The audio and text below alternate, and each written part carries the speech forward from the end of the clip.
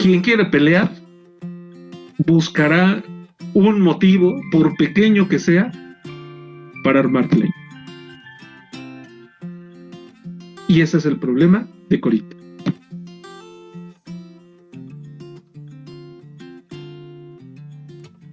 Muy bien, pues vamos a 1 Corintios 1, del 11 al 17. Este estudio lo titulé La sinrazón de las divisiones. Mi objetivo es que tú veas, porque es absurdo, es poco razonable que haya divisiones en una iglesia. También veremos que es una división en la iglesia. 1 Corintios 1, 11 al 17 dice así: porque he sido informado acerca de vosotros, hermanos míos, por los de Chloe, que hay entre vosotros contiendas. Quiero decir que cada uno de vosotros dice: yo soy de Pablo, y yo de Apolos, y yo de Cefas, y yo de Cristo. ¿Acaso está dividido Cristo? ¿Fue crucificado Pablo por vosotros? ¿O fuisteis bautizados en el nombre de Pablo? Doy gracias a Dios de que a ninguno de vosotros he bautizado, sino a Crispo y a Gayo, para que ninguno diga que fuisteis bautizados en mi nombre. También bauticé a la familia de Estéfanas. De los demás, no sé si he bautizado a algún otro. Pues no me envió Cristo a bautizar, sino a predicar el Evangelio, no con sabiduría de palabras, para que no se haga vana la cruz de Cristo. La primera cosa que vemos en el versículo 11, antes de entrar directamente al 11, déjame recordarte lo que vimos en el 10. En el 10, el apóstol Pablo, antes de pasar a estos 6 versículos, en el versículo 10, el apóstol Pablo insta a que todos sean de un mismo sentir. De hecho, dice que sean de un mismo corazón, de un mismo ánimo. El apóstol Pablo, el primer tema que trata es el tema de la unidad en la iglesia. Déjame decirte que también trata, por ejemplo, un caso de inmoralidad. Y por lo que voy a decir a continuación, yo espero que no entiendas que yo estoy minimizando los casos de inmoralidad en una iglesia. No, no lo estoy haciendo. Pero déjame decirte que más grave para una iglesia, si un caso de inmoralidad es grave, aún más grave que eso, es un caso de división. Y es por eso que el apóstol Pablo, el primer tema fuerte que trata, es el tema de la división. No le hace tanto daño a una iglesia la inmoralidad de alguno de sus miembros como la división que existe entre esos miembros. A mí lo que me parece sorprendente es que en muchas iglesias, y ahí sí no me voy a meter a catalogar en qué tipos de iglesias, porque creo que es muy generalizado, el tema de la inmoralidad es un tema de escándalo y es un tema que inmediatamente queremos arreglar. Y no está mal. Pero cuando entramos a los temas de división, la mayoría de nosotros pues hacemos como que, bueno, no pasa nada. No queremos entrar a ese tema. Como que vemos a la división, nosotros en las iglesias, como que lo vemos como un tema un poco secundario comparado con la inmoralidad. Y vuelvo a repetir, no estoy diciendo que el tema de la inmoralidad en un hermano, en unos hermanos, sea algo ligero, no. Lo único que estoy diciendo es que si hubiera una jerarquía, el apóstol Pablo la pone muy clara. Es más importante la unidad en la iglesia que los casos de inmoralidad. ¿Por qué razón? Porque cuando es un caso de inmoralidad, hay un daño a la iglesia, sí, pero sobre todo el daño es a la persona. El daño es más personal, el daño es más individual en el miembro de la iglesia. Él es el que está mal delante de Dios, sí, él es el que está haciendo cosas incorrectas delante de Dios, se está dañando espiritualmente, se está alejando de Dios, está haciendo de mal testimonio a la iglesia, sí, todo eso es cierto, pero la iglesia no está siendo tan dañada como con la división. La división para el apóstol Pablo es algo muy importante. Los primeros casos que él toma son, el apóstol Pablo, al menos lo que yo veo en sus escritos, es que él siempre que va a hablar, a arreglar algo en una iglesia, siempre empieza con los temas más urgentes y más importantes. Y yo quiero resaltarte nuevamente esto. El tema de la división en una iglesia es sumamente importante. Y ya sé que algunos a lo mejor se sienten sorprendidos con lo que les estoy diciendo porque uno pensaría, el tema de inmoralidad, sí, el tema de inmoralidad, vuelvo a repetir, es importante, sí, hay que corregirlo, por supuesto, pero por sobre un tema de inmoralidad, el tema de la división en una iglesia es muchísimo más grave, muchísimo más importante. Todo eso es el resumen de 1 Corintios 1:10, que es lo primero que habla con respecto a corregir cosas. Y el 11 dice, porque he sido informado acerca de vosotros, hermanos míos, por los de Cloe, que hay entre vosotros contienda. Cloe es el nombre de una mujer. No se sabe si esta mujer era miembro de la iglesia de Corinto o si alguno de sus trabajadores era miembro de Corinto. Lo único que se sabe porque es mencionada por Chloe es que seguramente esta mujer era una mujer importante, que tenía, de hecho, algunos comentarios la llaman una matrona, lo cual quiere decir que ella estaba a cargo de los negocios de una casa, ella era la que llevaba las riendas, y parece ser que hay posibilidades de que ella fuera miembro en la iglesia de Corinto o en la iglesia de Éfeso. Estas dos regiones, estas dos ciudades estaban muy cerca y seguramente había comercio entre las dos. Por eso es que no pueden afirmar que sea de Corinto. Si no recuerdo mal, el apóstol Pablo se encuentra en Éfeso en ese momento.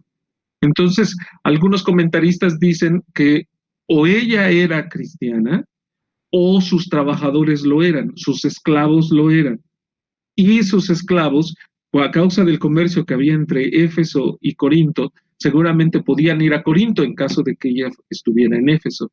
Si estuviera en Corinto, también sus esclavos, sus trabajadores, seguramente irían a Éfeso. Lo cual quiere decir que, uno, el apóstol Pablo se entera no por los hermanos de la iglesia directamente, sino se entera de manera indirecta, sobre todo no se entera por los líderes de la iglesia, se entera por algunos que están haciendo estos viajes entre una y otra región. ¿Sí? Esto es importante, ¿por qué? Porque muchas veces como iglesias, nosotros cuando tenemos problemas de divisiones, nosotros no buscamos ayuda. Esa es la primera cosa que desgraciadamente nos distingue en las iglesias. No buscamos ayuda. De hecho, normalmente queremos taparlo todo. Y es lo que están haciendo los corintios. Por eso los corintios no van a buscar el consejo de Pablo. Pablo se entera por los de Chloe, sean trabajadores, sean miembros de la iglesia, pero seguramente no eran los líderes de la iglesia. Y cuando dice, me he enterado por los de Chloe, que hay entre vosotros contiendas, cuando usa la palabra contienda, la palabra contienda en griego es eris. Esta palabra quiere decir contención, pleito, rivalidad, riña, y no nos habla de una diferencia de criterio. ¿Qué quiero decir? A veces cuando dentro de la dinámica de una iglesia, de resolver asuntos como por ejemplo de qué color se pinta el templo, o si hay que poner ciertas cosas, hacer ciertas adecuaciones en la iglesia, o cuál será el plan de evangelismo, que si vamos a dirigirnos a un lugar a hacer misión o mejor a otro, muchas veces surgen diferencias de criterio. Pero una cosa es una diferencia de criterio que alguien dice por la derecha y otro dice por la izquierda, y otra cosa es esta palabra que eris. Esta palabra eris habla de pleitos, pero ya son pleitos y contenciones fuertes. No es solamente, bueno, yo digo rojo, tú azul, bueno, rojo, azul y ya. No. Ellos ya tenían problemas, contiendas. No se reducía, como después veremos, no se reducía solamente a yo soy de Pablo, yo soy. No era solamente eso. Ellos discutían, peleaban, tenían contienda, tenían riña. Esta palabra se repite en 1 Corintios 3:3, cuando el apóstol Pablo le dice a los corintios, porque aún sois carnales, pues habiendo entre vosotros celos, contiendas y disensiones, ¿no sois carnales y andáis como hombres? Hay muchos, bueno, no muchos, he escuchado a uno de estos predicadores famosos que cuando habla de cristianos dice, no existen los cristianos carnales, ¿no? Y alguna vez yo le decía a alguien, pues yo veo que el apóstol Pablo en 1 Corintios 3:3 habla de los cristianos carnales, lo cual, pues, yo le decía, entre este hermano que tiene tanta buena reputación y el apóstol Pablo, pues yo le hago caso al apóstol Pablo, aunque el apóstol Pablo no sea un autor de éxito el día de hoy, ¿no? El ser un cristiano carnal, nos dice el apóstol Pablo, es alguien que se enfrasca en celos, en contiendas, en disensiones, en solamente estar buscando problemas con los demás hermanos. El problema es, valga la redundancia, el problema es buscar problemas con los demás. Yo creo que no. Yo creo que el problema es más profundo. Cuando tú estás constantemente metido en pleitos, en disensiones, yo creo que no es solamente el buscar un problema, no creo que sea algo superficial. Eso ya denota un problema del corazón. Un problema en tu corazón, si tu corazón ya es contencioso, siempre vas a encontrar, siempre vas a buscar contienda. Tristemente es algo muy habitual en muchos cristianos. Conozco casos de cristianos que se pasan de iglesia en iglesia, ¿no? Y siempre cuando les preguntas, ¿y por qué dejaste de ir a tal iglesia? ¿Por qué dejaste de congregarte? Siempre los culpables son los demás. Y son especialistas en culpar a los demás. El problema, creo yo, y podría yo decirlo sin ningún tipo de manía, pero yo creo que si por alguna razón tuviste que cambiarte de una iglesia, pues bueno, a lo mejor el problema no eres tú. Si ya son dos iglesias en las cuales terminaste evidentemente con problemas y demás, pues ya empezaría yo a dudar, oye, ¿no será que tú eres el del problema y no las iglesias? Pero si ya es a partir de 3, ya te digo yo, tienes un problema y un problema serio. Seguramente tienes un corazón contencioso, un corazón que no se sujeta y sobre todo un corazón que no está en paz si no tiene problemas, si no tiene rivalidades con los demás. A esto es a lo que se refiere la palabra eris. Segunda de Corintios 12:20, también Pablo hablándole a los corintios les dice, pues me temo que cuando llegue no os halle tales como quiero, y yo sea hallado de vosotros cual no queréis, que haya entre vosotros contiendas, envidias, iras, divisiones, maledicencias, murmuraciones, soberbias, desórdenes. La palabra eris no solamente va acompañada de una diferencia de criterio, va acompañada de envidias, va acompañada de iras, va acompañada de divisiones. ¿Le sigo? La palabra eris no, vuelvo a repetir, no es solamente una diferencia de criterio. No es solamente, incluso, me atrevería a decir, no es esa rivalidad deportiva que a veces existe entre algunos, ¿no? Y algunos, yo conozco algunos hermanos que, bueno, a lo mejor estoy mal, pero no veo que no necesariamente difieren en otro porque tengan rencor en su corazón, a lo mejor es porque ellos quieren poner cosas mejores o hacer de acuerdo a su criterio, creen que su opinión es mejor y a veces entran como que en una competencia, digamos, lo deportiva.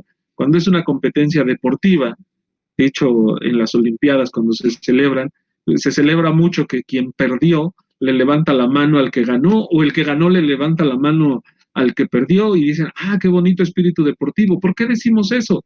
Porque no hay rencor en la competencia. Es una competencia, digamos, buena. No hay rencor, no hay ira, ni mucho menos. Se reconoce quién es mejor y el que es menor reconoce al que es mejor. Y también el otro, el que es mejor, reconoce el esfuerzo del otro.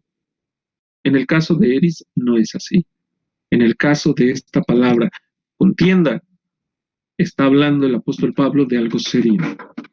¿Sí? Romanos 1:29 también nos dice, el apóstol Pablo escribiéndole a los romanos, estando atestados de toda injusticia, fornicación, perversidad, avaricia, maldad, llenos de envidia, homicidios, contiendas, engaños y malignidades. Otra vez esta palabra que dice contienda, otra vez es eris en Romanos 1:29. Vuelvo a repetirte, si es eris, eris no viene solamente con una diferencia de criterio, viene con avaricia, viene con perversidad, con injusticias, envidias.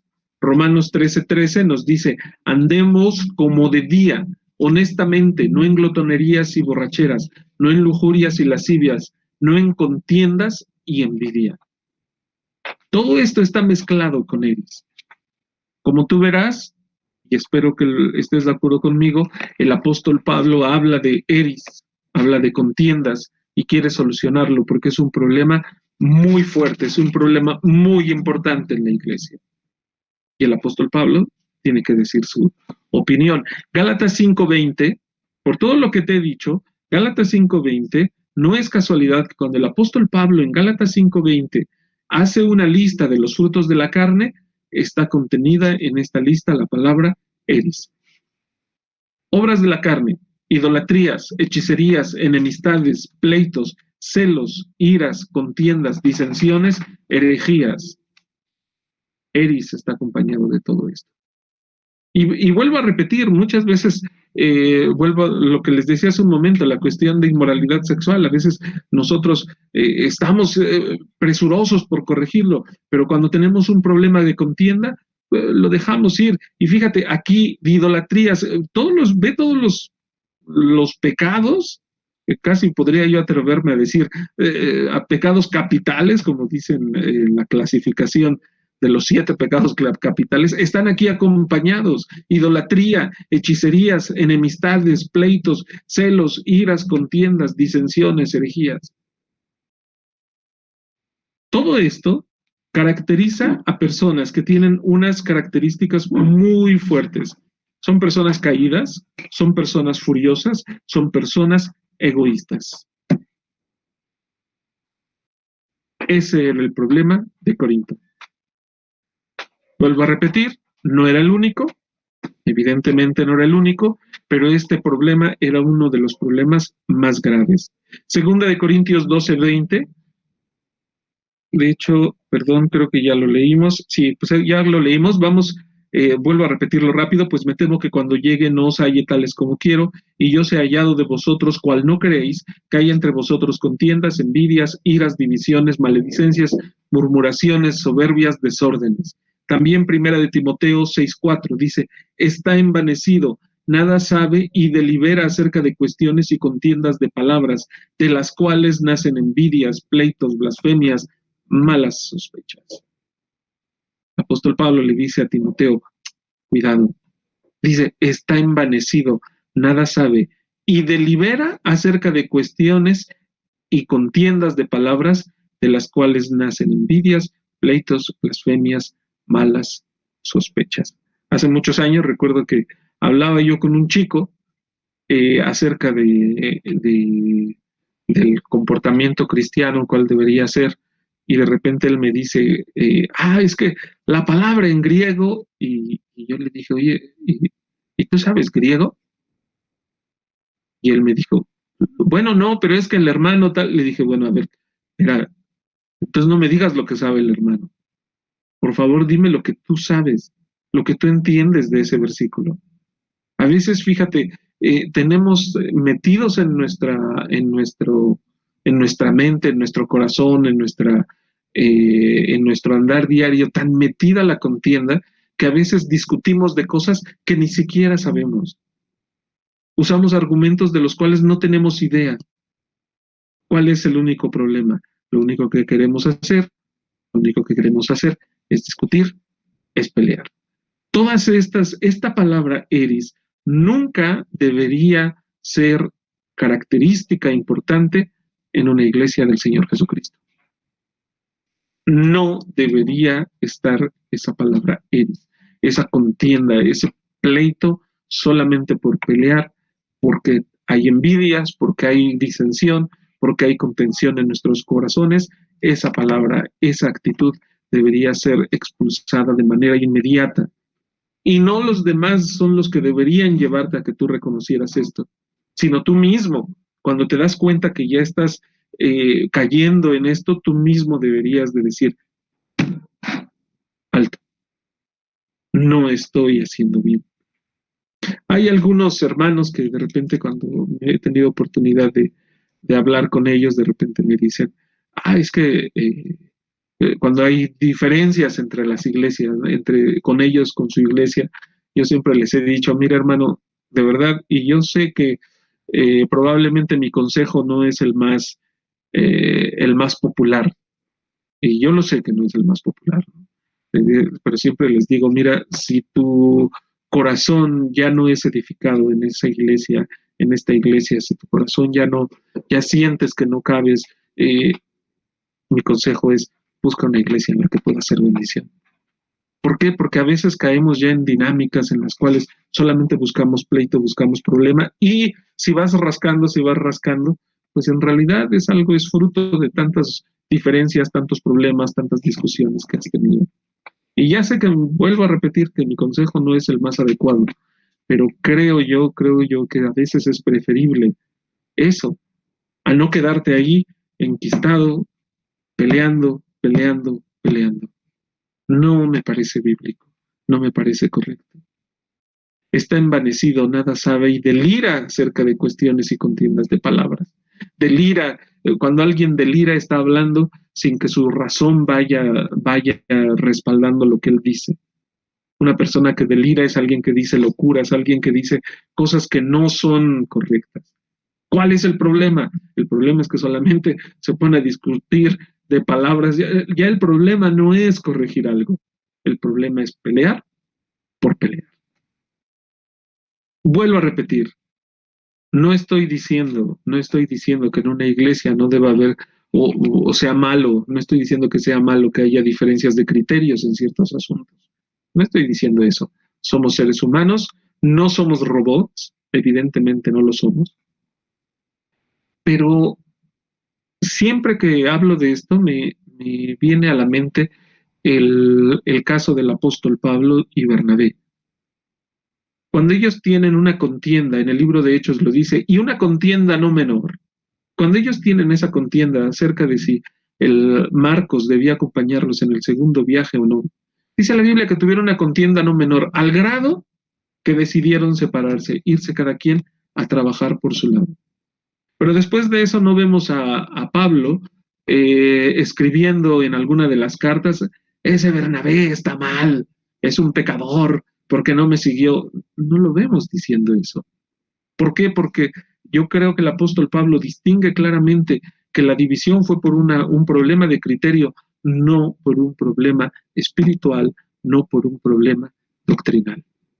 Curiosamente, me he encontrado en algún comentario alguien que dice, sí, que juzga a Bernabé, diciendo que Bernabé se fue siguiendo un evangelio carnal. Y yo no veo eso en la Biblia.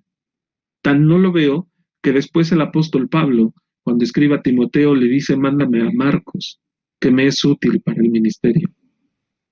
Y Marcos es ese, Juan Marcos, por el cual fue el problema entre Bernabé y Pablo. Lo cual a mí me dice, Pablo no tenía un problema personal con Bernabé y mucho menos con Juan Marcos. También he de decir que cuando Pablo habla de esto, Pablo de alguna manera le da su crédito a Bernabé, que Bernabé tenía razón, que seguramente Juan Marcos necesitaba otra oportunidad, que seguramente Juan Marcos no estaba listo, probablemente no era tan maduro la primera vez, por eso se fue, pero ahora con un poco de trabajo en el cual parece ser que Bernabé era especialista, Juan Marcos, Juan Marcos es restaurado y responde de una manera correcta. Pero no veo ese dolo, ese rencor que dure por los siglos de los siglos en el caso de Pablo. Y yo creo que eso es algo en lo que en general en nuestras iglesias y en general en muchas iglesias ocurre. A veces mezclamos lo personal con cuestiones prácticas, con cuestiones operativas. Debemos tener mucho cuidado. Debemos tener mucho cuidado porque si nosotros nos descuidamos, Satanás es hábil y mete en nuestros corazones el deseo al final de solamente pelear y discutir solamente por deporte, solamente porque queremos molestar a los demás. No debería caracterizar esta actitud a ninguna iglesia. Pasamos al versículo 12. El versículo 12, el apóstol Pablo, después de decir en estas contiendas, dice, quiero decir que cada uno de vosotros dice, yo soy de Pablo, y yo de Apolos, y yo de Cefas, y yo de Cristo. El apóstol Pablo habla de cuatro diferentes grupos que, que en los cuales, digamos, está dividida la iglesia. ¿Sí? Primero, el apóstol Pablo. El apóstol Pablo normalmente se caracterizaba por dar una predicación en la cual se hacía mucho énfasis en la libertad en Cristo. Y estaban incluidos, evidentemente, sin ningún tipo de problema, los gentiles, aquellos gentiles que aceptaban el Evangelio.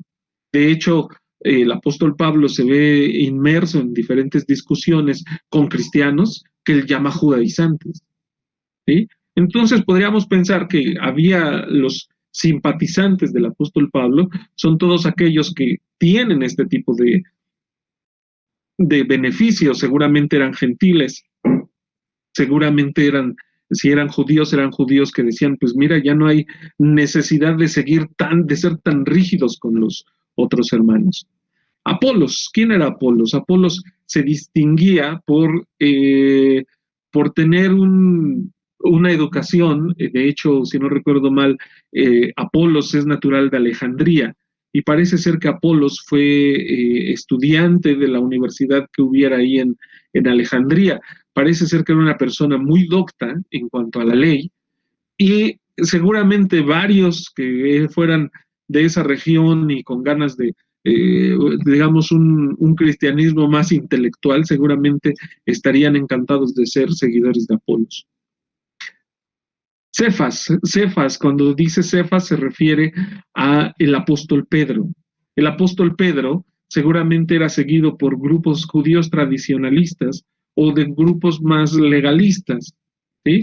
Ahora, el apóstol Pedro, en este sentido, él tenía una característica, una virtud diferente a los dos anteriores, y es que él había vivido y él había seguido las enseñanzas del Señor Jesucristo. Entonces, seguramente había personas que lo seguían a él, y es de los que también está hablando el apóstol Pablo. Ahora, seguidores de Cristo, es un poco contrastante, un poco, no sé si a ustedes les parezca, a mí me parecía hasta hace poco, cuando estuve leyendo este pasaje, el hecho de que algunos dijeran yo soy de Cristo, pues en general todos eran cristianos, ¿no? ¿Por qué especialmente unos dirían yo soy de Cristo? Una posibilidad es, uno, que ellos se sintieran muy espirituales comparados con los demás y dijeran, pues yo de ninguno, yo soy de Cristo, y que su actitud, y por eso trajera contiendas, y que su actitud fuera más de orgullo. Hay otra posibilidad también, además de que fuera esto, es que estos que dijeran yo soy de Cristo, estuvieran más apegados a enseñanzas de tipo gnóstico.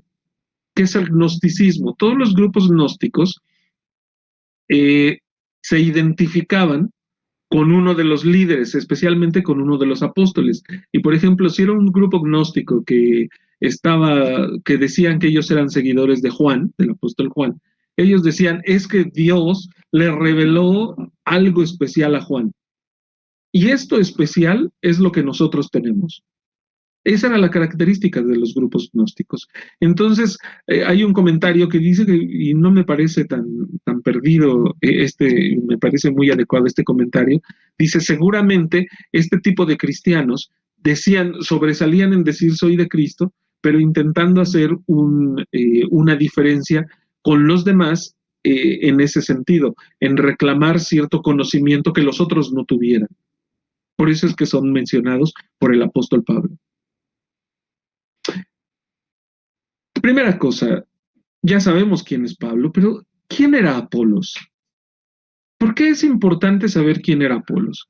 Es importante saber quién era Apolos porque entenderemos por qué Apolos está en una lista de 4 personas. Pablo, 5 personas, él es el quinto. Pablo, que es una persona muy influyente en el cristianismo. Pedro también, y el Señor Jesucristo. ¿Por qué Apolos está metido ahí? Apolos era un predicador elocuente, como dije hace un momento, y estaba educado en Alejandría, en Egipto. Él su educación era muy diferente a los de los demás. Él tenía una educación alta. Ahora, déjame decirte una cosa. Hace algún tiempo en la clase de métodos misioneros que doy en el seminario, yo les hacía esta pregunta. ¿El apóstol Pablo tuvo que ser el apóstol Pablo? Me explico. Si el apóstol Pablo no hubiera existido, no hubiera sido sensible al Evangelio cuando el Señor Jesucristo se le aparece y él reconoce que está persiguiendo al Señor Jesucristo y a partir de ahí su vida da un giro radical. ¿Nunca has pensado en la posibilidad de que el apóstol Pablo hubiera dicho no? Y yo les preguntaba, el apóstol Pablo, si no hubiera sido el apóstol Pablo, ¿alguien más hubiera tomado ese lugar? Porque cuando tú lees biografías del apóstol Pablo, uno estaría tentado, y algunos evidentemente lo son, a pensar que el apóstol Pablo estuviera predestinado en el sentido en el que se usa la predestinación, que el apóstol Pablo no tuvo de otra más que ser el apóstol Pablo, y que él no tuvo otra opción más que obedecer, más que hacer todo lo que es el apóstol Pablo, el escritor de más de la mitad del Nuevo Testamento. No es un papel menor, es un papel grande. Y algunos de los chicos de la clase decían, yo creo sí, ¿no? Como que no hay de otra. Y yo les decía que desde lo que yo veo en la Biblia y lo poco que sé de historia de los primeros grupos cristianos, y sobre todo cuando están empezando a nacer la iglesia y en el ambiente judío en el que están, les decía yo creo que el apóstol Pablo no era único en cuanto al conocimiento, en cuanto al celo, en cuanto a todas estas cosas que lo distinguieron. Y el ejemplo es Apolos. Apolos era un varón elocuente, era un varón entregado a Dios y que tenía una preparación tan grande que, si no recuerdo mal, no sé si es, seguramente por los comentarios que he leído, es a partir de Lutero que se populariza la idea de que el autor del libro de Hebreos es Apolos. Pero esta idea no es original del apóstol. Ya estoy dándole el título de apóstol a Lutero. Esta idea no es original de Lutero. Hay algunos otros comentaristas más antiguos que algunos le añaden, le atribuyen a Apolos la autoría del libro de Hebreos. ¿Por qué? Porque Apolos era una persona muy docta y muy culta en cuanto al judaísmo. Hechos 18, 24 al 19:1 nos dice cómo es que Apolos llega al cristianismo. Dice el 24, llegó entonces a Éfeso un judío llamado Apolos, natural de Alejandría, varón elocuente, y fíjense lo que dice, poderoso en las escrituras. No es una persona menor, ¿eh? Dice el 25, este había sido instruido en el camino del Señor, y siendo de espíritu fervoroso, hablaba y enseñaba diligentemente lo concerniente al Señor, aunque solamente conocía el bautismo de Juan. Y comenzó a hablar con denuedo en la sinagoga, pero cuando le oyeron Priscila y Aquila, le tomaron aparte y le expusieron más exactamente el camino de Dios. Y queriendo él pasar a Acaya, los hermanos le animaron y escribieron a los discípulos que le recibiesen. Y llegado él allá, fue de gran provecho a los que por la gracia habían creído, porque con gran vehemencia refutaba públicamente a los judíos, demostrando por las escrituras que Jesús era el Cristo. Dice 9:1, aconteció que entre tanto que Apolos estaba en Corinto, Pablo, después de recorrer las regiones superiores, vino a Éfeso y hallando a ciertos discípulos, y ahí nos narra acerca de ciertos discípulos. Algunos comentaristas creen que esos discípulos habían sido discípulos de Apolos. Apolos era una persona que tenía un deseo y un anhelo ferviente de predicar la palabra. No conocía al 100% el Evangelio, no, él se había quedado, déjenme decirlo, hasta el Evangelio de Juan. hasta el ministerio del apóstol de Juan el Bautista. Y él era lo que él predicaba y enseñaba.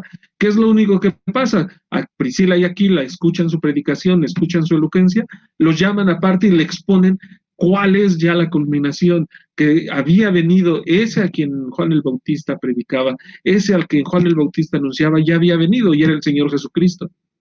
Y Apolos, aparentemente, fue algo muy natural entenderlo. Y entonces Apolos empieza a predicar del cristianismo, empieza a predicar de Cristo, y no solamente eso, se une a este grupo de hermanos. Dicen que Apolos pasó a Corinto y estuvo un tiempo estudiando, enseñando en Corinto. Y fíjate en lo siguiente. 1 Corintios 16:12. El apóstol Pablo habla acerca de Apolos. Dice, acerca del hermano Apolos, mucho le rogué que fuese a vosotros con los hermanos, mas de ninguna manera tuvo voluntad de ir por ahora, pero irá cuando tenga oportunidad. Leí en un comentario que decía que justo Apolos era el líder que necesitaba la iglesia de Corinto. Pero también decía otro comentario, es curioso que en este pasaje el apóstol Pablo diga, Apolos no quería ir a Corinto. Creen que Apolos no quería ir a Corinto porque Apolos se había dado cuenta que que él estaba sirviendo como pretexto para estas divisiones en la iglesia y que por eso no quería volver. Y por eso, y cuando nosotros leemos en diferentes pasajes, el apóstol Pablo deja muy claro que él no tiene ningún problema con Apolos, que ellos estaban trabajando bien, que ellos no tenían diferencias y que de hecho Apolos era parte de su equipo. Eso me pone a pensar en lo siguiente, y espero no molestar a nadie, y espero estés de acuerdo. Quien quiere pelear buscará un motivo, por pequeño que sea, para armar pleito. Y ese es el problema de Corinto. Querían pelear. Y tan querían pelear que equiparan entre dos líderes muy grandes, Pablo y Apolos, que los dos no tienen problema, los dos están trabajando juntos, y aún así, ellos en Corinto, cada quien hace su partido. Yo soy de Apolos, yo soy de Pablo. Cuando ellos estaban en paz, Pablo y Apolos están en paz, ellos no tienen diferencias entre ellos, ellos no tienen ni siquiera problemas de protagonismo. No ves que haya problemas de protagonismo. Por eso debemos tener mucho cuidado. Por eso debemos tomarnos muy en serio en analizar nuestro corazón cuando tenemos una diferencia de criterio con alguien. Debemos tener mucho cuidado en fijarnos que esa diferencia de criterio no sea una muestra de que probablemente tú has anidado eris en tu corazón, contienda. Debemos tener mucho cuidado, debemos llevarlo sinceramente delante de Dios nuestro corazón y decirle al Señor Jesucristo, como diría el rey David, ve si hay en mí camino de perversidad. Examíname, oh Dios, muéstrame qué es esto. Diferencia de criterio, adelante. Contienda, mucho cuidado. Cefas era Pedro. Tampoco vemos que hubiera grandes problemas bueno, dependiendo cómo veas tu problema, pero para mí no había grande problema entre Cefas, entre Pedro y Pablo. Pedro y Pablo, la única dificultad que vemos la describe el apóstol Pablo en Gálatas. Y el apóstol Pablo dice que él resiste a Cefas, resiste a Pedro en público y le dice, ¿cómo tú siendo judío ahora, y no puedes, sabes que no puedes vivir como judío, ahora te apartas de los gentiles? No es cosa menor, ¿eh? El apóstol Pablo tenía un sentido del respeto muy especial. El apóstol Pablo, yo no veo que él diga, bueno, pues es que incluso Pedro estaba siguiendo, y pues yo dije, no, pues estuvo con el Señor Jesús. No, pues un poco en broma le decía yo a alguien, no, pues es el papa de la iglesia, pues, ¿qué le voy a decir? La reputación, y esto es en serio, la reputación que tenía el apóstol Pedro era una reputación muy grande. Ganada a pulso, evidentemente. El Señor Jesús tenía un trato con él muy intenso, muy íntimo. El Espíritu Santo trabajaba a través del apóstol Pedro de una manera que nosotros vemos en los primeros pasajes de Hechos, muy grande, pero a pesar de eso, Pablo le dice, oye, tú estás mal, estás obrando mal. Y vemos después en segunda de Pedro, si no recuerdo mal, el apóstol Pedro reconoce al apóstol Pablo diciendo los escritos del hermano Pedro, Pablo, los cuales los ignorantes e indoctos tuercen. Y el apóstol Pedro, si no recuerdo mal, con las palabras que usa en este pasaje, le da un peso y equipara los escritos del apóstol Pablo a los escritos del Antiguo Testamento, de la ley, de los profetas. Así que entre Pedro y Pablo no hay una diferencia. Y esa diferencia, evidentemente solo existía entre los hermanos de Corinto que querían discutir, que querían pelear. Y por último, yo de Cristo. ¿Cristo tendría algún problema con Pablo? ¿Algún problema con Pedro? ¿Algún problema con Apolos? Seguramente no, seguro que no. ¿Cuál es el problema? El problema no era en ninguno de estas cuatro personalidades del cristianismo. El problema estaba entre los hermanos de Corinto que querían pelear. En 1 Corintios 1:13, en este siguiente pasaje, el apóstol Pablo plantea tres preguntas. La primera, ¿acaso está dividido Cristo? Segunda, ¿fue crucificado Pablo por vosotros? Y tercera, ¿o fuisteis bautizados en el nombre de Pablo? La primera es un poco eh, complicada en un sentido. ¿Acaso está dividido Cristo, sí o no? Uno podría decir inmediatamente no. No, Cristo no está dividido. Lo que dice el apóstol Pablo cuando hace uno un estudio un poco más intenso de ¿acaso está dividido Cristo? Parece ser que la idea de Pablo es que la respuesta del Corinto que está escuchando sea sí. Lo que él está diciendo es sus pleitos, sus problemas, todo esto hacen que Cristo se esté dividiendo. Así de seria es la división entre los hermanos de la iglesia. Es como si estuvieras desmembrando al Señor Jesucristo. ¿Sí? Cuando hablamos, vuelvo a repetir, no de una diferencia de criterios, sino de un pleito ya entre hermanos, es como si estuvieras agarrando el cuerpo de Cristo y lo estuvieras rompiendo. Por eso es tan serio. El cuerpo del Señor Jesucristo no se puede partir. ¿De acuerdo? El apóstol Pablo dice, pues lo están partiendo. ¿Sí? ¿Está dividido Cristo? Evidentemente la respuesta uno piensa debería ser no. No debería estar dividido el Señor Jesucristo. ¿Sí? Cristo no puede ser o estar dividido. Esa es una idea muy importante. Segunda cosa, ¿fue crucificado Pablo por vosotros?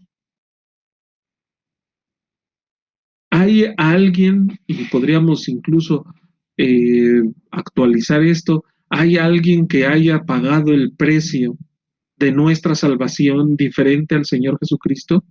Y ya te digo yo, la respuesta es no. Nadie, por más doctorados, por más sacrificios que haya hecho alguien por el Evangelio, para el Evangelio, por más que sea un mártir, nunca podrá igualar el sacrificio del Señor Jesucristo.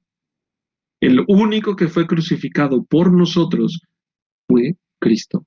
El único que pagó nuestra salvación fue el Señor Jesucristo. El único que nos da vida eterna es el Señor Jesucristo. Por eso es una sinrazón, por eso es un error estar en división. Y formar partidos entre, es que tal hermano, uy, no, no, no, ese es muy bueno. Y, tristemente, ese tipo de divisiones, ese tipo de pleitos entre algunos grupos de cristianos, a veces terminan afectando a los hermanos que a lo mejor ellos no empezaron pensando en formar su grupo de simpatizantes, pero muchas veces al final terminan siendo jalados por ello. ¿Fuisteis bautizados en el nombre de Pablo? Evidentemente, en el nombre de Pablo no fueron bautizados todos ellos fueron bautizados en el nombre del Señor Jesucristo, ¿sí? Y el siguiente versículo, el versículo 14, nos dice, doy gracias a Dios de que a ninguno de vosotros he bautizado, sino a Crispo y a Gallo. ¿Quién era Crispo? Crispo es una persona que es mencionada en Hechos 18:8 y era el líder de la sinagoga en Corintio que aceptó el Evangelio. ¿Sí? También menciona que se bautizó juntamente con toda su casa, lo cual quiere decir que no solamente se convirtió él, se convirtió toda su familia. Gallo, en Romanos 16:23, seguramente es la persona a la que se refiere, dice 16:23, os saluda Gallo, hospedador mío y de toda la iglesia. Os saluda Erasto, tesorero de la ciudad, y el hermano Cuarto. Cuando dice hospedador mío y de toda la iglesia, se refiere a que seguramente la iglesia se reunía en la casa de este hombre, Gallo. ¿Sí? Su nombre romano completo era Gallo Tito Justo. Estaba completo el nombre, ¿no?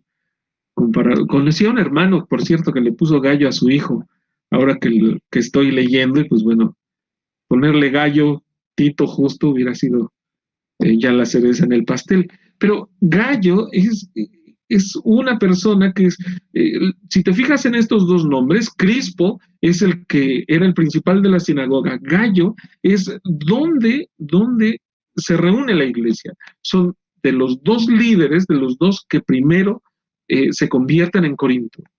Eran los únicos que él había bautizado.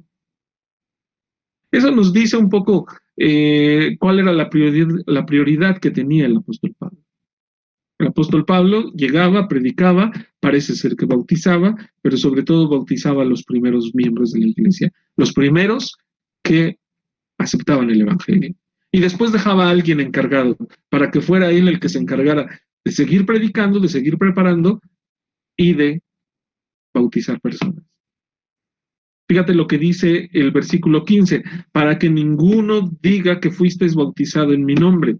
Cuando dicen en mi nombre, normalmente se refiere a la autoridad. Ninguno diga que fue bautizado en el nombre de Pablo. Nadie fue bautizado bajo la autoridad de Pablo. Todos fueron bautizados bajo la autoridad del Señor Jesucristo. Después dice el versículo 16, también bauticé a la familia de Estéfanas. De los demás, no sé si he bautizado a algún otro. Estéfanas es mencionado en 1 Corintios 16, 15 y 17. Dice el 15, hermanos, ya sabéis que la familia de Estéfanas es las primicias de Acaya y que ellos se han dedicado al servicio de los santos. Me regocijo con la 17, me regocijo con la venida de Estéfanas, de Fortunato y de Acaico, pues ellos han suplido vuestra ausencia. Estéfanas fue uno de la iglesia que trajeron una carta de la iglesia de Éfeso a Pablo. Primera de Corintios 1:17, el apóstol da la razón por la cual él no bautiza a tantos. Dice, pues no me envió Cristo a bautizar, sino a predicar el evangelio, no con sabiduría de palabras, para que no se haga vana la cruz de Cristo. ¿Cuál es la prioridad del apóstol Pablo? La prioridad del apóstol Pablo es evangelizar, predicar el evangelio. El bautismo y demás que otros se encargarán. Y esto yo creo que es importante porque, fíjate, el apóstol Pablo no reclama para sí un trabajo en este sentido que se le reconociera, ¿no? No veo yo al apóstol Pablo Me explico, no veo al apóstol Pablo haciendo lo siguiente: yo predico, yo bautizo y yo soy el todólogo. El apóstol Pablo no trabaja de esa manera. Y eso es algo que todos nosotros, creo, como cristianos deberíamos entender. El apóstol Pablo tiene muy claro, cuando después habla acerca de que es un cuerpo, la iglesia es un cuerpo, tiene muy claro que cada uno tiene una diferente función dentro del evangelismo, dentro del evangelio, dentro de la obra de Dios. Y el apóstol Pablo lo lleva a cabo. En resumen, ¿qué podríamos decir de estos pasajes? Uno, el apóstol Pablo ataca el problema más importante, ya lo mencioné, que es la división, los pleitos, las contiendas en una iglesia. No son cosa menor. Dos, no hay ninguna razón, no hay ningún motivo justificable por el cual una iglesia se divida en diferentes facciones. Toda la iglesia es de Cristo y para Cristo. Salvo eso, todos los demás somos colaboradores, y muchos somos colaboradores de un nivel muy pequeño. Pero todos somos colaboradores del Evangelio. Así que por amor tuyo, por amor de tu vida espiritual, nunca sientas que eres importante dentro de una iglesia. Dale la importancia a quien debe tenerla, que es el Señor Jesucristo. Nunca promuevas que todos te hagan caso a ti, que tú seas el que tienes la razón. Ten mucho cuidado, ten muchísimo cuidado. Uno de los que promovía de manera, en el cristianismo, de manera muy elocuente, que él tenía la razón fue Calvino, si no recuerdo mal, y él tiene una frase que dice: yo soy el perro de Dios. Y sigue muy bonita, que dice que él era el perro de Dios y que defendía la doctrina y demás. Pero cuando tú analizas las enseñanzas de Calvino, su proceder cristiano, hay algo que de entrada yo nunca he visto: que Calvino se hubiera arrepentido de sus pecados. En ninguno de sus escritos yo lo he encontrado. Y alguna vez que he platicado con hermanos que se dicen calvinistas, solo les he preguntado: el día que me muestres dónde Calvino habla del arrepentimiento de pecados, seguramente te haré caso. En ninguna parte lo menciona. Pero eso sí, él estaba aferrado a que él era el que tenía la sana doctrina y sobre todo la razón. Y déjame decirte, y esto no es un secreto, esto está en la historia: conseguir que se le reconociera eso lo llevó a buscar ese reconocimiento a través de las armas, a través de imponer su voluntad en la ciudad de Ginebra. Quemaron, por ejemplo, a Miguel de Servet, y todo por imponer su razón. Creo que nosotros, cuando en algún momento dado nos acerquemos y distingamos en nuestro corazón principios de esto, de decir yo tengo la razón y a mí nadie me discute, debemos tener mucho cuidado, muchísimo cuidado. El único dueño y señor de la iglesia debe ser el Señor Jesucristo, nadie más. No debemos dar honra ni gloria a hombres por sobre el Señor Jesucristo. Por eso es una sin razón que haya divisiones en una iglesia. Todos somos siervos de Dios, todos somos esclavos de Jesucristo, y deberíamos actuar como eso, como esclavos, como siervos, como servidores. Cuidemos la unidad en las iglesias, cuidemos la unidad en nuestra iglesia. Tenemos como motivo, como objetivo, primero, que nuestra iglesia sea unificada. Unifiquémonos alrededor del Señor Jesucristo, no alrededor de personas, no alrededor de hombres, incluso no alrededor del pastor. No se unifiquen alrededor del pastor. Si se empiezan a unificar alrededor del pastor, ya empezamos mal desde el principio. Unifiquémonos alrededor del Señor Jesucristo. Vamos a orar. Gracias, Señor, por este día. Gracias por tu palabra, Señor, que tu palabra expuesta pueda llegar a nuestros hermanos, que pueda llegar a sus corazones, pueda mostrar, Señor, en sus vidas su corazón, Señor, que su corazón pueda ser expuesto ante tu palabra. Padre, que su corazón pueda ser diseccionado por tu Espíritu Santo y que ellos puedan reconocer y saber en qué estamos fallando. Padre, que nuestro objetivo sea honrarte y glorificarte a ti, que fuiste el único que has muerto por nosotros, que fuiste el único Jesucristo que has muerto por nosotros, que sacrificaste todo por nosotros. Perdónanos, Señor, porque a veces nos perdemos en reconocer a personas, en reconocer, a veces incluso idolatrar individualidades.